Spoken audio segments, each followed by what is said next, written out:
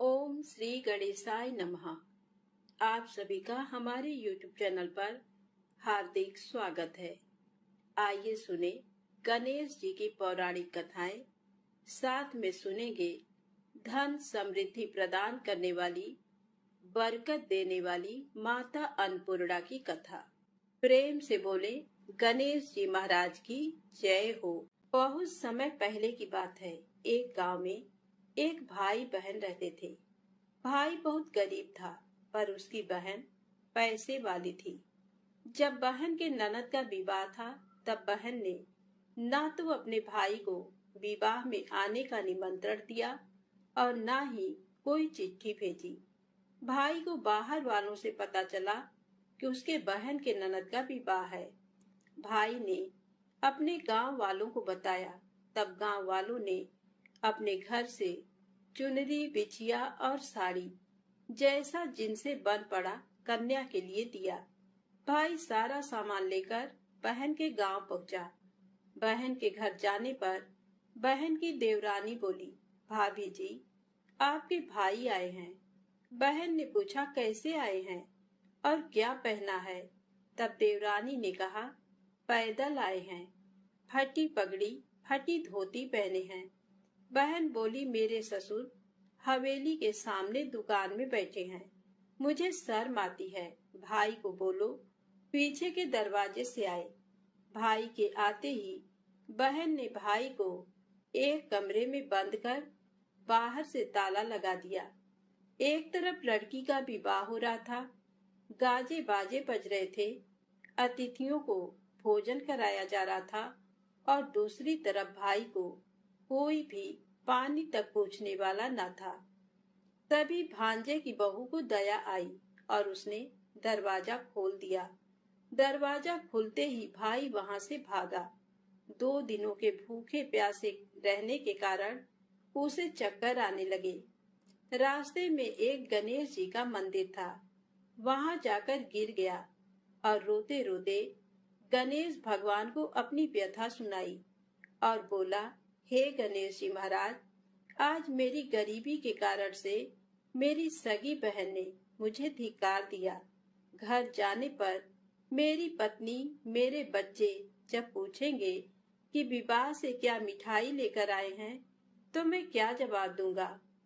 तब गणेश जी को उस पर दया आ गई और गणेश जी भगवान बोले, मेरे बगीचे से ककड़ी और तरबूज तोड़कर ले जा।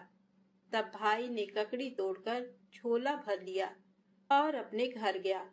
घर जाते ही बच्चों ने पूछा, पिताजी, बुआ के यहाँ से हम लोगों के लिए क्या लाए हैं? झोला खोलते ही छोटे तरबूज सोने के गेंद में बदल गए। बाकी तरबूज काटे तो उनमें से हीरे मोती निकले। पत्नी बोली, आप बहन के घर से इतना कुछ क्यों लाए?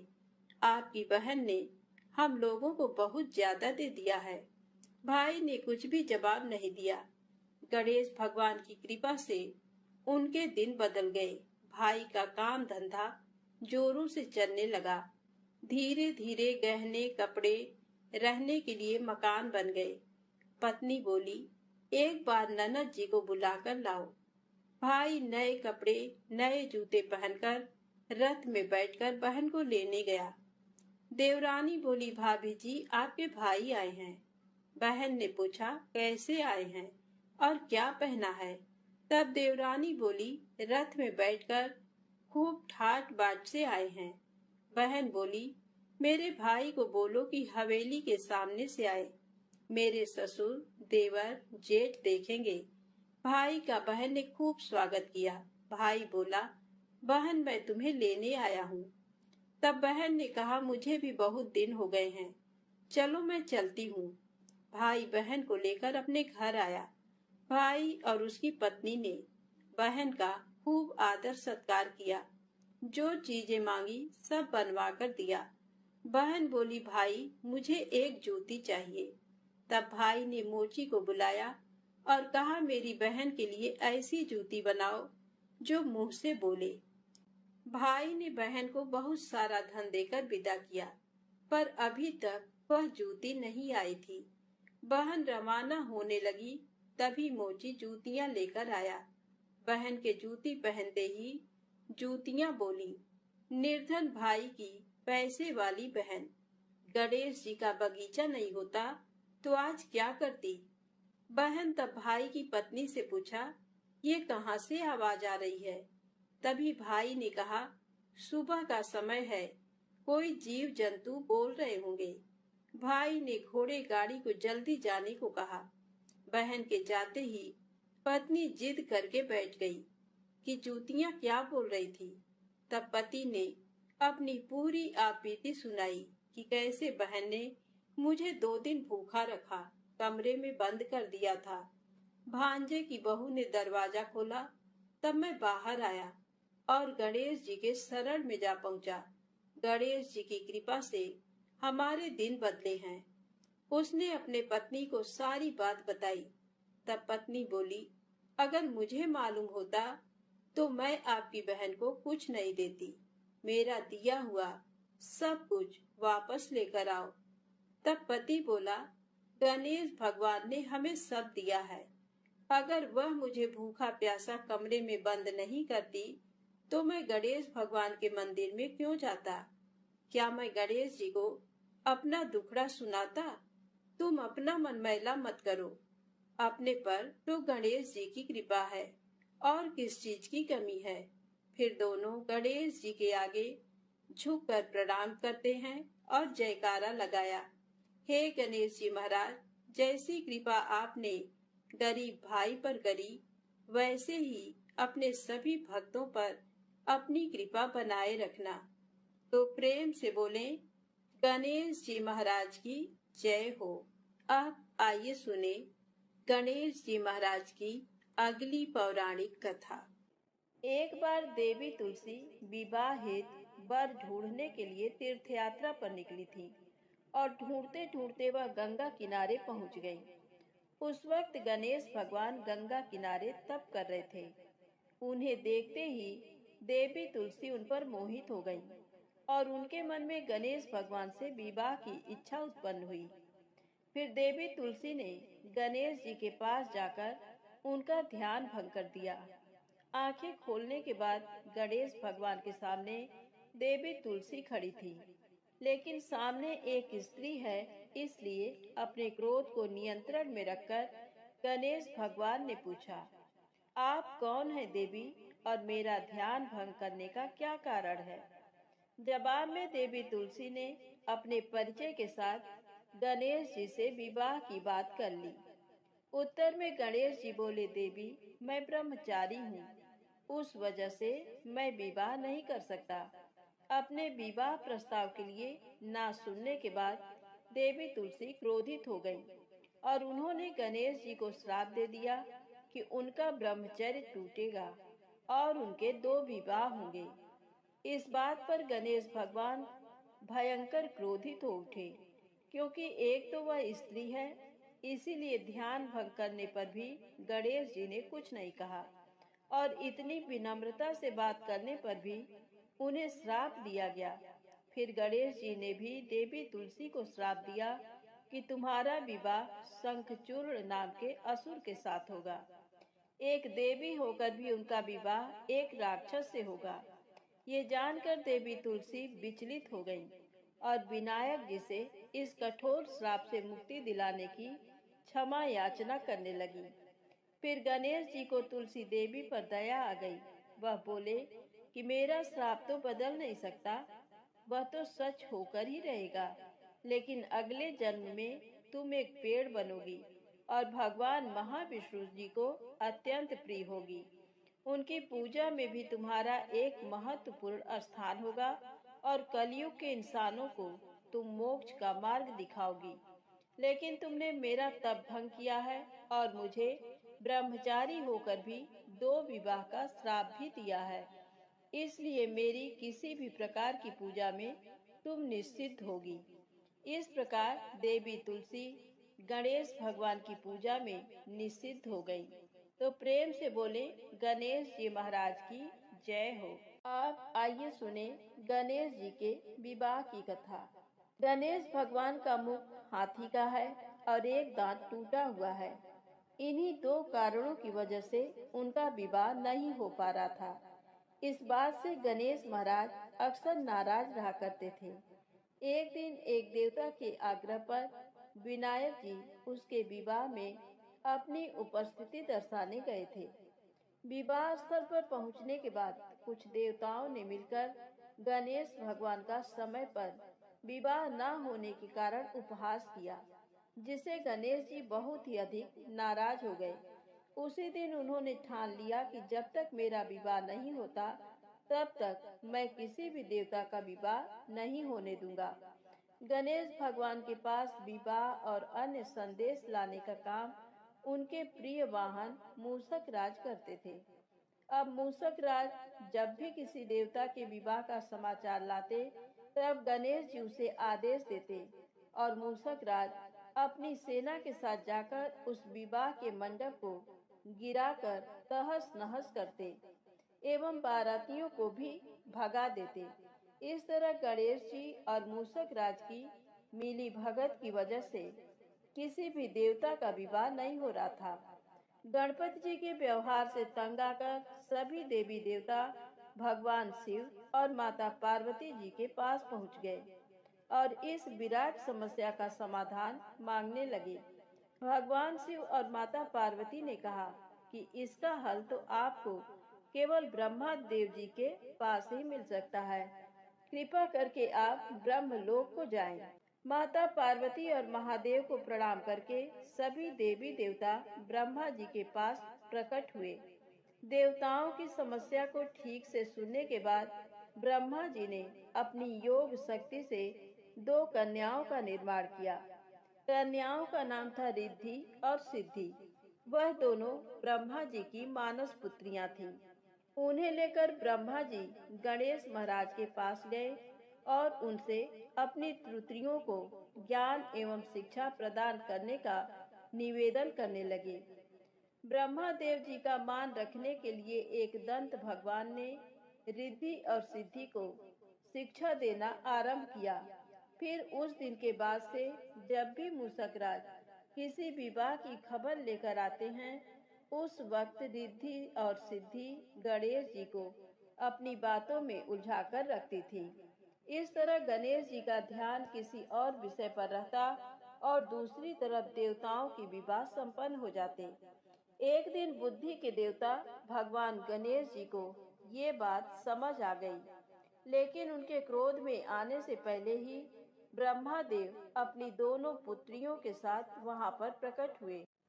रिद्धि और सिद्धि को सामने देखते ही गणेश जी का क्रोध बढ़ने लगा, किंतु विनायक जी के मुख से कोई भी शब्द निकलने के पहले ही भगवान ब्रह्मा देव ने कहा, हे गणेश जी, आपने स्वयं ही मेरे पुत्रियों को शिक्षा दी है और अब मुझे इन दोनों के विवाह योग्य कोई वर नहीं मिल रहा है।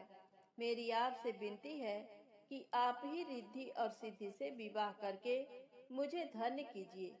परमपिता ब्रह्मा देव जी की शांत वाणी सुनकर गणेश जी का क्रोध शांत हो गया और वह उस विवाह प्रस्ताव के लिए हंसी खुशी राजी हो गए।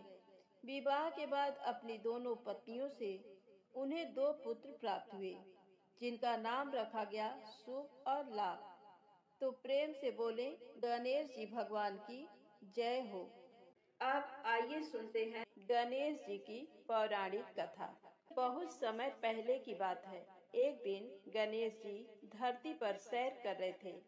सैर करते करते वह एक अनाज के खेत में पहुंच गए और भूख लगने के कारण उन्होंने उस खेत में से 12 अनाज के दाने तोड़कर खा लिए। वह खेत सेठ धनी राम जी का था। कुछ समय बाद विनायक जी को अपने किए पर पछतावा होने लगा, क्योंकि उन्होंने सेठ जी को बिना पूछे ही उनके खेत से अनाज चुरा लिया था। फिर गणेश जी ने सोचा कि अपने किए बुरे कर्म का प्रायश्चित तो करना ही पड़ेगा। इसीलिए उन्होंने सेठ जी के यहाँ 12 साल के लिए नौकरी करने की ठान ली। उसके बाद अगली ही सुबह विनायक जी 13 से 14 साल के एक लड़के का रूप लेकर नौकरी मांगने के लिए धनी राम सेठ जी के घर पहुंचे और उन्होंने सेठ जी को अपना नाम गणेशा बताया। विनायक भगवान की बुद्धिमानी की परीक्षा लेने के बाद सेठ जी ने खुशी खुशी नौकरी भी दे दी। अब गणेश भगवान एक सामान्य मनुष्य के रूप में सेठ जी के ही घर पर रहने लगे। एक दिन सेठ जी की पत्नी शाम के समय घर का काम खत्म करने के बाद राख से हाथ धोने जा रही थी। ये देख गणेश जी ने सेठानी जी के हाथ पकड़कर जबरदस्ती मिट्टी से हाथ धुलवा दिए। गणेश की इस हरकत से सेठानी आग बबूला हो गई और उन्होंने सेठ जी के कमरे में जाकर गणेश जी की शिकायत कर दी। सेठानी से सब कुछ सुनने के बाद सेठ धनी राम ने गणेशा को बुलाया और इस हरकत का कारण पूछा। गणेश जी बोले कि सेठानी शाम के समय राख से हाथ धो रही थी और ऐसा करने से घर की लक्ष्मी नाराज होकर चली जाती हैं। इसीलिए मैंने उनके हाथ मिट्टी से धुलवाए। इससे घर पर माता लक्ष्मी की कृपा बनी रहती है। ये सब सुनकर सेठ जी ने सोचा, गणेशा की सोच तो बड़ी अच्छी है। उसी के कुछ दिन बाद कुंभ मेले का शुभ अवसर आया। सेठ जी ने गणेशा को बुलाया और कहा, सेठानी जी को कुंभ मेले में स्नान करा लाओ। अब सेठानी और गणेशा स्नान के लिए मेले में पहुंचे। वहां पहुंचने के बाद सेठानी नदी के किनारे बैठकर नहाने लगी। उन्हें ऐसा करते देख गणेशा दौड़ कर आए और सेठानी जी के दोनों हाथ पकड़कर उन्हें नदी के अंदर लेकर गए। उनसे पानी में डुबकी लगवाई और फिर किनारे पर ले आए। अब गणेशा की इस हरकत से तो सेठानी का गुस्सा 7वें आसमान पर पहुंच गया। सेठानी जी घर आते आते पूरे रास्ते गणेशा को ताने पर ताने मार रही थी, लेकिन गणेश भगवान सब कुछ शांति से सुन रहे थे। घर आते ही सेठानी ने सेठ जी के पास फिर से गणेशा की शिकायत कर दी। सेठ जी ने तुरंत ही गणेशा को बुलाया और पूछा, तुमने ऐसा क्यों किया? गणेश जी बोले, सेठ जी, सेठानी नदी के किनारे बैठकर गंदे पानी से नहा रही थी। मैंने इनको बीच नदी में ले जाकर साफ पानी में डुबकी लगवाई। ऐसा करने से उन्हें अगले जन्म में बहुत बड़ा राजपाट और वैभव मिलेगा। सेठ जी ने सोचा कि गणेशा के विचार कितने अच्छे हैं, मेरे परिवार का भला सोचता है। कुछ दिन बाद सेठ जी के घर पर पूजा थी। पंडित जी आने के बाद सेठ जी ने गणेशा से कहा, जाओ और सेठानी जी को बुला कर लाओ। सेठ जी के आज्ञानुसार गणेश जी सेठानी को बुलाने गए। उस वक्त सेठानी काली चुनरी ओढ़कर कमरे से बाहर आ रही थी। ये देखते ही विनायक जी ने वह काली चुनरी उतारकर फाड़ दी और कहा कि पूजा के लिए लाल रंग की चुनरी ओढ़कर आइए। अब सेठानी बहुत ज्यादा नाराज हो गईं और गणेशा पर चिल्लाने लगी। वो आवाज सुनकर सेठ जी वहां पर भागते हुए आए और पूछा कि क्या हुआ। तब सेठानी बोली, गणेशा ने मेरी चुनरी फाड़ दी। फिर सेठ जी ने भी गणेशा को बहुत डांटा। जवाब में गणेश जी ने कहा कि सेठ जी, पूजा में कभी काला वस्त्र नहीं पहनते, इससे शुभ काम सफल नहीं होते, इसीलिए मैंने ऐसा किया। सेठ जी ने सोचा कि गणेश है तो बहुत ही समझदार। इसी तरह लीला रचाते हुए उसी घर में गणेश जी के 12 साल बीत गए। फिर एक दिन सेठ जी ने नया कारोबार शुरू करने से पहले घर में पूजा रखी थी। पूजा करते करते उनको याद आया कि पूजा की सामग्री में गणेश भगवान की मूर्ति तो है ही नहीं। तब उन्होंने अपने नौकर गणेशा को पूजा घर से भगवान विनायक जी की मूर्ति लाने के लिए कहा।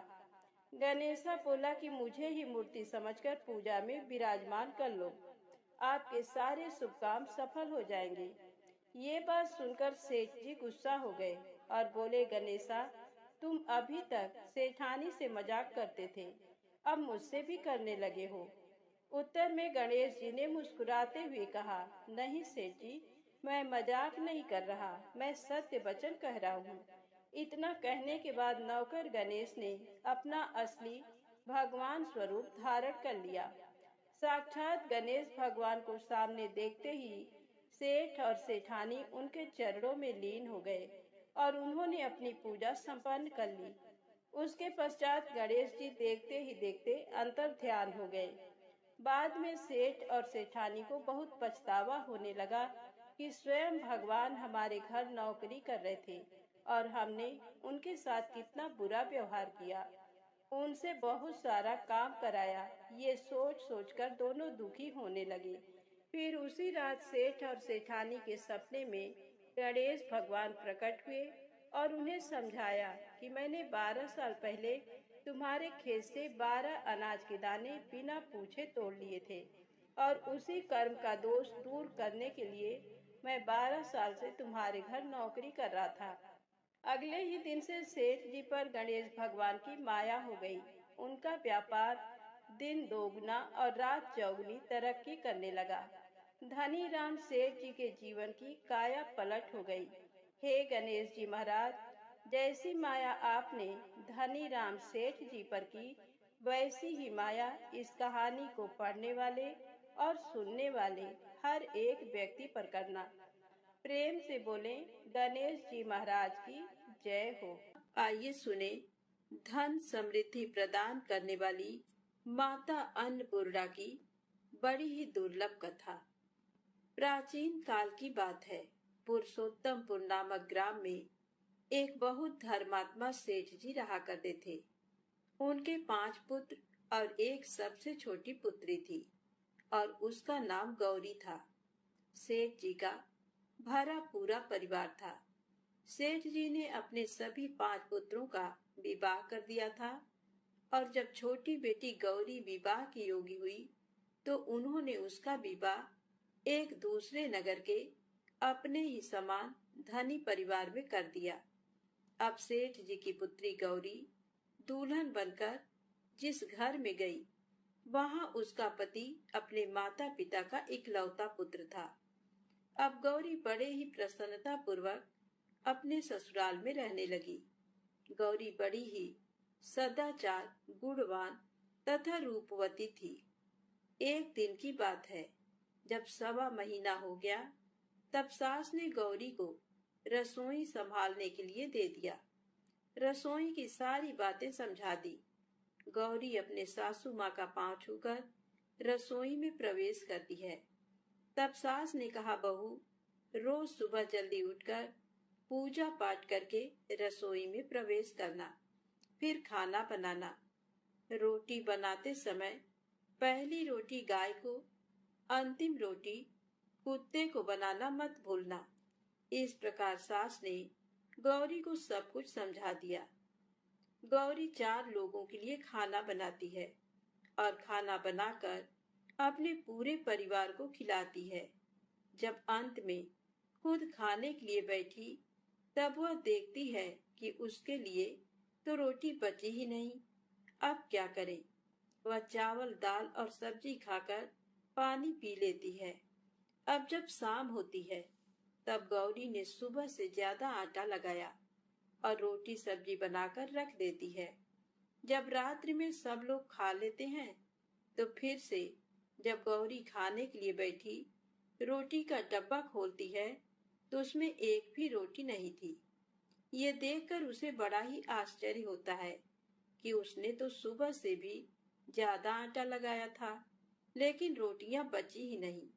अब वह सिर्फ सब्जी खाकर पानी पीकर सो जाती है।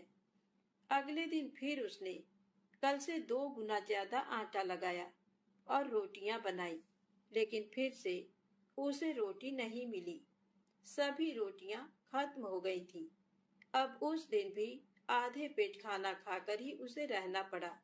इसी प्रकार गौरी चाहे जितना भी आटा लगाती, रोटियां उसे नहीं बचती। ये हर रोज का काम हो गया था। वह सोचने लगी, आखिर कौन नहीं चाहता कि मैं रोटियां नहीं खाऊं, मेरा पेट ना भरे। गौरी इस आस में आटा ज्यादा गूंथती थी कि किसी न किसी दिन तो उसे रोटियां मिलेंगी, किंतु ऐसा नहीं होता है। ऐसा करते करते वह बहुत कमजोर, दुबली पतली हो गई। तो दोस्तों, ऐसे ही एक दिन की बात है, जब गौरी रसोई में सब्जियां काट रही थी, तो गलती से चाकू से उसका हाथ कट जाता है और वह रोटियां नहीं बना पाती। तो उसकी सासू माँ ने कहा, बहू रहने दो, आज मैं रोटियां बना देती हूँ। तो गौरी ने कहा, नहीं सासू माँ, आप आटा लगा दीजिए, मैं रोटियां बना दूंगी। तो दोस्तों, उस दिन सासू माँ ने आटा लगाया और फिर बहू को दे देती है। बहू रोटियां बनाकर तैयार कर देती है। घर के सभी सदस्य रात के समय जब खाना खाने लगते हैं, सब लोग जब खाना खा लेते हैं, तब बारी आती है गौरी की।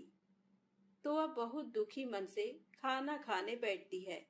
वह सोचती है, आज तो सासू माँ ने आटा गूंथा है, वह भी बहुत कम।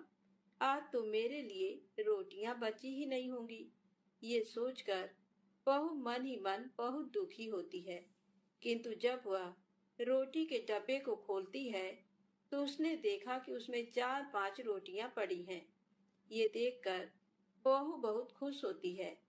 अब क्या था, ऐसे ही 7 दिनों तक बहू की सासू माँ ने आटा गूंथा और बहू रोटियां बनाती थी और बहू को रोज रोटियां मिलने लगी। इन 7 दिन बहू ने भर पेट खाना खाया। जब 8वां दिन आया तो बहू का हाथ भी ठीक हो गया था।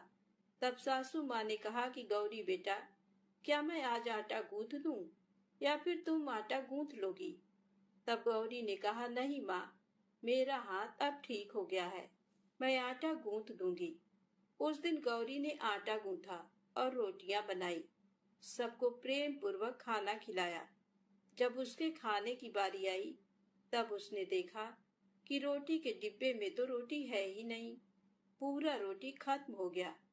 ये देख बहू गौरी बहुत ही आश्चर्य में पड़ जाती है।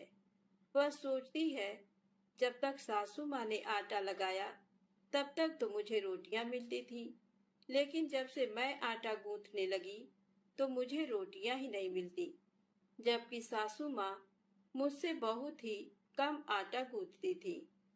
इसके बाद भी पूरा परिवार उसमें खा लिया करता था। ऐसी क्या बात है? ये सारी बातें सोचकर गौरी बहुत ही परेशान हो जाती है और दिन भर दुखी रहती थी। एक दिन की बात है, गौरी के पति ने गौरी से पूछा कि गौरी, तुम इतना उदास क्यों रहती हो? इतना सारा धन संपत्ति सब तुम्हारा ही तो है, तुम्हें रोकने टोकने वाला कोई नहीं है। तुम अपने मन से अपने पसंद का भोजन बनाकर खा सकती हो। तुम दिन प्रतिदिन इतनी कमजोर कैसे होती जा रही हो? गौरी ने लाज और संकोच से अपने पति को कुछ नहीं बताया। तब उसके पति ने सोचा कि शायद उसकी पत्नी को उसके माता पिता की याद आ रही है। इसीलिए अगले दिन गौरी का पति अपने माता पिता से कहता है कि पिताजी, मुझे लगता है कि गौरी को उसके माता पिता की याद आ रही है। मैं उसे उसके मायके ले जाकर सबसे मिलवा लाता हूँ। अपने बेटे की बात सुनकर गौरी के सास ससुर तैयार हो जाते हैं और उसे जाने की अनुमति दे देते हैं और कहते हैं, बेटा, यदि बहू को अपने माता पिता से मिलकर प्रसन्नता होती है तो अवश्य ही तुम उसे उसके मायके ले जाओ। अब गौरी का पति अपने पत्नी को लेकर उसके मायके जाता है। दामाद और बेटी को देखकर उनका बहुत ही आवभगत होता है। तरह तरह के व्यंजन बनाए जाते हैं, खिलाए जाते हैं, बहुत सेवा सत्कार होता है। उसी दिन रात में समय मिलने पर गौरी की माँ ने अपनी बेटी को कोने में ले जाकर पूछा, बेटी, तुम इतनी दुबली पतली कैसे हो गई? तुम तो बहुत ही कमजोर दिख रही हो। क्या बात है? तुम्हें कौन सी बात खाई जाती है? क्या तुम्हारे ससुराल वाले तुम्हारी चिंता नहीं करते, तुम्हें दुख देते हैं? या ऐसी कौन सी बात है जिससे तुम्हारी ये दशा हो गई है? अपनी माँ की बातें सुनकर गौरी अपनी सारी परेशानी, सारी चिंताएं, सब कुछ बताती है। अपनी बेटी की बात सुनकर गौरी की माँ ने कहा, बेटी, हमें लगता है माता अन्नपूर्णा तुमसे नाराज हो गई हैं। इस विषय में तो मैं कुछ नहीं कर सकती, क्योंकि तुम्हारे ससुराल में हमारा बोलने का कोई अधिकार नहीं है। इसीलिए मैं तो कहूंगी कि तुम यहाँ से जाने के बाद इस विषय में अपने सास और ससुर से बात करना। वही कुछ हल बताएंगे और तुम्हारी समस्या का समाधान होगा। बेटी, माँ अन्नपूर्णा जिससे नाराज होती हैं, उसके साथ ऐसा ही होता है। अब अपनी माँ की बातें सुनकर गौरी निश्चय करती है कि वह सारी बातें अपने सासू माँ से कहेगी। अब जब सुबह का समय होता है तो गौरी अपने माता पिता से विदाई लेकर अपने ससुराल आ जाती है। ससुराल आने के बाद वह अपने सास ससुर और पति से सारी बातें कह सुनाती है। वह कहती है, माँ जी, जब से मैंने रसोई संभाला है, मैं खाना बनाती हूँ, तब से मुझे एक भी दिन रोटियां नहीं बचती। मैं बिना खाए ही सो जाती हूँ। किसी किसी दिन पानी पीकर सो जाती हूँ। किसी किसी दिन चावल सब्जी खाती हूँ। रोटी तो मुझे मिलती ही नहीं है। और माँ जी, आपको याद है, मेरा हाथ कटा था, तब आप उस समय आटा गूंथा करती थी, और वह भी बहुत कम। फिर भी मुझे रोटियां बचा करती थी और मैं भर पेट खाना खाती थी। लेकिन अब जब मेरे हाथ का घाव ठीक हो गया, तब से मैं फिर से आटा गूंथने लगी और रोटियां बनाने लगी। अब मुझे फिर से रोटियां नहीं बचती। मैं आधे पेट ही खाना खाती हूँ। अपनी बहू की बातें सुनकर सास को सब कुछ समझ में आ गया। उसने कहा, बहू, ये शायद मेरी ही गलती है। मैंने तुम्हें सब कुछ बताया, सब कुछ सिखाया, लेकिन एक बात तो बताना भूल ही गई। ऐसा कहकर सास अपनी बहू का हाथ पकड़कर गौरी को रसोई में ले जाती है। एक परात में आटा निकालकर उस आटे को अच्छे से गूंथती हैं। गूंथने के बाद उस गूंथे हुए आटे पर अपने उंगलियों के 5 छाप लगा देती हैं और कहती हैं, बहू, ये माँ अन्नपूर्णा का छाप होता है, उनका चिन्ह माना जाता है। आटा लगाने के बाद कोई भी स्त्री इस तरह छाप लगाती है तो उसके घर में बरकत होती है। इसका अर्थ ये है कि माँ अन्नपूर्णा की कृपा सभी परिवार वालों पर बरसे और कोई भी सदस्य भूखे पेट ना सोए। बहू, मैं तुम्हें ऐसा बताना भूल गई। आज से तुम आटा लगाते वक्त आटे पर अपना 5 छाप, 5 उंगलियों का छाप छोड़ देना और माँ अन्नपूर्णा तुम्हारे ऊपर अवश्य ही कृपा करेंगी और तुम कभी भी खाली पेट, भूखे पेट नहीं सोओगी। ये बरकत का चिन्ह होता है। अब अपने सासू माँ की बात सुनकर बहू हर रोज आटा गूंथती और फिर उस पर अपने 5 अंगुलियों की छाप छोड़ देती और फिर रोटियां बनाती। अब बहू को भी हर रोज रोटियां मिलने लगी। वह पेट भर भोजन करने लगी और स्वस्थ भी हो गई। माँ अन्नपूर्णा की कृपा उस पर बरसने लगी। उसके हाथ में माँ अन्नपूर्णा का वास हो गया। घर पर कोई भी सदस्य भूखा नहीं रहता और जो कोई मेहमान आता या कोई भी भीख मांगने के लिए भिक्षुक आता, उसे भी वह खाना खिलाकर ही घर से विदा करती। इस प्रकार बहू के ऐसा करने से उसके घर में बरकत होने लगी, अन्न की वर्षा होने लगी। तो दोस्तों, आटे को गूंथ कर उस पर 5 उंगलियों का छाप लगाना हमारी पुरानी परंपरा है। ये माता लक्ष्मी और अन्नपूर्णा माता का चिन्ह माना जाता है। ऐसा करने से माता अन्नपूर्णा सदा प्रसन्न रहती हैं और घर वालों पर अपनी कृपा दृष्टि बनाए रखती हैं। हमारे पूर्वजों से लेकर अब तक ये परंपरा चली आ रही है।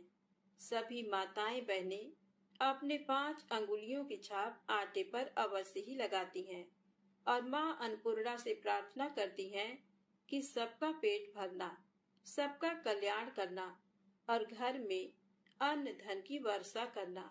तो प्रेम से बोले, अन्नपूर्णा माता की जय हो। ओम नमः शिवाय। जय माता दी, जय भोलेनाथ।